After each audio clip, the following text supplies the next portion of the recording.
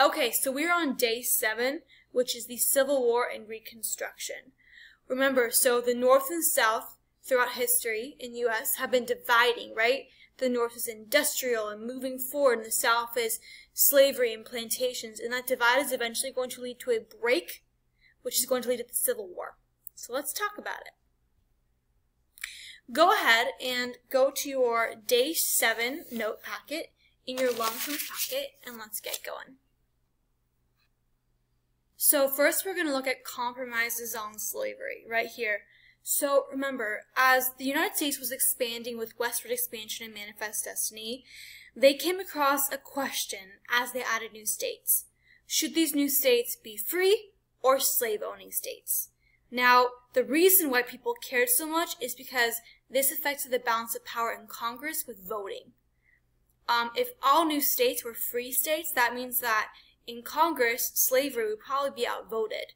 Now, the South didn't want this, and the opposite for the North. If all new states were slave states, then slavery would continue, and the North did not want this. So they tried to compromise a lot. So here are some compromises that the U.S. government tried. So first we have the Missouri Compromise. This happens in 1820. So Missouri, see here on this dash line, joins the Union as a slave state. Now, Maine joins the Union as a free state. So there's a balance there, right? We got one free, one slave. The second thing it does is, well, like I said, it keeps the free and slave states balanced in Congress for voting. But another major thing the Missouri Compromise does is it creates this line called the 3630. It's right here on this map. Now, this says that for north of this line, no slavery is allowed. So in most of the Louisiana Purchase, no slavery is allowed. South of this line, slavery is allowed. So it kind of creates a literal divide between the North and the South. Go ahead and highlight the words Missouri, Maine, free and slave states balanced. So fast forward 30 years to 1850, and the U.S. government comes up with a new compromise called the, guess what, the Compromise of 1850. Super creative, right? So here's what it did. This is the time after the Mexican-American War where the U.S. gains a ton of land from the Mexican Cession and the Gadsden Purchase. So what do? Free or slave?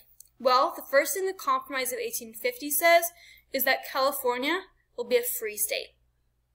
So no slaves in California. New Mexico and Utah, however, in red, are open to slavery. They get to choose. So that's a new thing. So people there get to vote as to whether or not they want slavery. Go ahead and highlight the term open to slavery. This is a new thing. The third thing it says is over here in Washington, D.C., so the slave trade is no longer allowed. So you cannot purchase or sell slaves in D.C. And the fourth thing it does, however, is it says the Fugitive Slave Act is enforced. The Fugitive Slave Act is how if a slave escapes from the South to the North has to return the escaped slave. So again, you guys, we see a compromise, a balance between the North and the South's interest. So California is free, and there's voting, and there's no slave trade, but at the same time, the Fugitive Slave Act is going to be enforced. So again, we're trying to keep everyone happy. Spoiler alert, it's not going to work. But before we get to that part, let's fast forward 4 years to the Kansas-Nebraska Act, where things start getting ugly. So the Kansas-Nebraska Act is all about popular sovereignty. Go ahead and highlight that term, popular sovereignty. This means that people have to vote as to whether or not they should allow slavery in these new states. Because of this, people started racing to Kansas and Nebraska from other states because they wanted to influence the voting in that new state to determine whether or not there would be slavery. So Southerners raced over and Northerners raced over to influence the vote in Kansas and Nebraska. This event is called Bleeding Kansas because there was tons of violence. You guys remember John Brown, that guy with the crazy beard? That's him right here, who tried to lead a raid to free the slaves on his own. That's happening during this time. So people start taking matters into their own hands because the government's compromises are not working. So now that we've talked about the compromises, let's look at some of the differences between the North and the South. So one thing to know about the North is that they have a larger population than the South. This is going to be an advantage during the Civil War because they have more soldiers. Another thing is that the North is industrialized. This is another advantage because the more factories means the more manufacturing, which means the more supplies they have. Go ahead and highlight the word industrialized. Another thing is that the North is very progressive. They're moving towards the future. They're not trying to stick to old ways. They're looking for the new, the modern, the trendy. So they're kind of the hipsters of the Civil War. Additionally, the North has more railroads. That makes it easier to transport supplies and troops, which is another huge advantage, guys. The South only has rivers, and like we talked about, the Mississippi River gets taken over, so they're basically really in trouble. Another thing with the North is that they're mostly anti-slavery. That's important to understand. Now, looking at the South. The South has a lot slower paced life. You know, it's like iced tea and rocking chairs on the porch. Very slow living, not the quick, fast-paced cities in the North. Additionally, the South is very rural, meaning that there is a lot of farming. Instead of having railroads and trains, they rely on horses and the Mississippi River, so not as modern. Now, the South had one advantage, though, because they believed they were fighting for their freedom. So the North didn't really have a cause to begin with during the Civil War, but the South felt like they were fighting for their lives, to own slaves, just the Patriots did against King George III. They really felt like they had a right, a just cause. Go ahead and highlight the term fighting for their freedom. Because you're going to fight a lot harder when you have something to fight for, right? And lastly, the South was for slavery, because who's going to work their plantations? Now, I want to talk about Lincoln's changing goal during the Civil War, you guys. So remember that at the beginning of the war, Lincoln's goal was to preserve the Union. He wasn't worried about slavery. He wasn't worried about the world wrongs of it. He just wanted to keep everyone happy and everyone together. Go ahead and highlight the word preserve thee and write in the word Union. Now, in the middle of the war, Lincoln realized that he needed to change his strategy to keep morale up. So he changed and rebranded the war to become about ending slavery and doing what's right. This really pumped up the North and kept them fighting. Had he not done this, I don't know who would have won this war. Alright, let's look at some of the major battles and events of the Civil War. So first we have Fort Sumter. Highlight the word F and Fort and F in first because it is the first battle of the Civil War. No one really died, so it's not that epic, but it's the first one you gotta know about. Next we have the Battle of Bull Run. This is where Stonewall Jackson gets off his horse and he fights with the rest of his troops. The Confederacy wins this, and it is the first major battle of the Civil War. We have the Battle of Antietam. This is the Antietam because the Confederates left their battle plans around the room. So Lee's men leave the battle plans behind. Remember, Lee's the Confederate general. And the Union wins. The North wins. It is the bloodiest battle day in U.S. history. Next, we have the Emancipation Proclamation. This is when Lincoln rebrands the war, you guys. However, it's important to know that he only writes this proclamation to free slaves in southern states. Not in northern states, just in southern states. So go ahead and highlight the term free slaves in southern states. This proclamation, this announcement of freeing the slaves from Lincoln, encourages more people in the Union, the North, to support the war.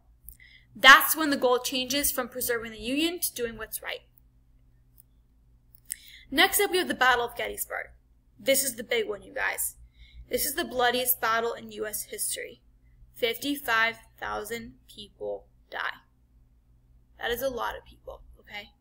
The Union wins this battle, but they still lose 25,000 people. But it's seen as a turning point. Highlight that word, turning point, of the war. And Lee, the general of the Confederacy, is never going to recover from the loss of life at this battle. Alright, now we have the Battle of Vicksburg. This is the one we talked about that's near the Mississippi River. Remember, if you control Vicksburg, you control the river. This is a big problem for the South because they need this river for transportation. So when the Union wins this battle, they gain control of this river. And because of that, they're able to control the supplies of the South. So the South is cut off, you guys. No transporting soldiers, no transporting supplies because they can't afford that. So this is the second turning point in the war. Just like this, the river is curvy, and the S in Vicksburg is curvy too. Next we have the Appomattox Courthouse. Highlight the word X in Appomattox and the end. Highlight the word end. It's the X, just like X is at the end of the alphabet. Appomattox Courthouse is where Lee surrenders to Grant. It is the end of the Civil War. Okay, it's time to practice. Go ahead and pull out your Day 7 handout and I'll tell you what to do. So for this first activity, it's called newspaper headlines. What you're going to do is you're going to write a newspaper headline for each of the events that lead to the Civil War.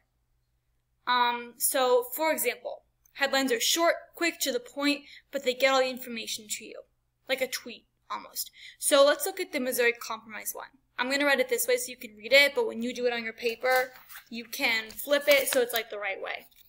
So the Missouri Compromise, I'm looking at my long-term notes, and I see that it says Missouri joins the Union as a slave state, Maine is free, and there's a 3630 line, no slavery in most Louisiana Purchase land, and the free and slave states are balanced.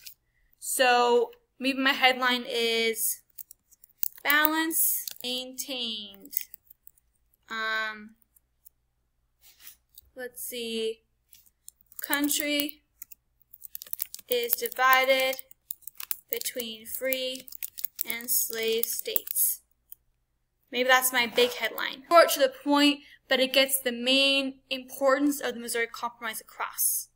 Okay, so go ahead and pause me and continue doing this page of information. You may need to look back in your notes or Google some things if you forget, and then come back to me when you get to the next page. So this next activity is all about identifying the event and figuring out what perspective it's from, the North, aka the Union, or the South, aka the Confederacy. So the directions say, read each headline and decide which event in the Civil War it describes. So let's look at the first one together. It says, first shots fired. We are at war with the Confederates. It's in 1861. Okay, so using my notes right here, I'm going to look at my list of events. And the first shot, so that must mean the F in first, so it's got to be the first battle of the Civil War. I'm looking at my notes. I see that that is Fort Sumter. So where it says event, I'm going to write Fort Sumter. Now, where is this paper? Now looking at for perspective here, it says we are at war with the Confederates. So whoever's writing this is at war with the Confederates, aka the South. So this paper is in the Union, aka the North. Alright, so go ahead and continue this exercise like so, all the way down the page.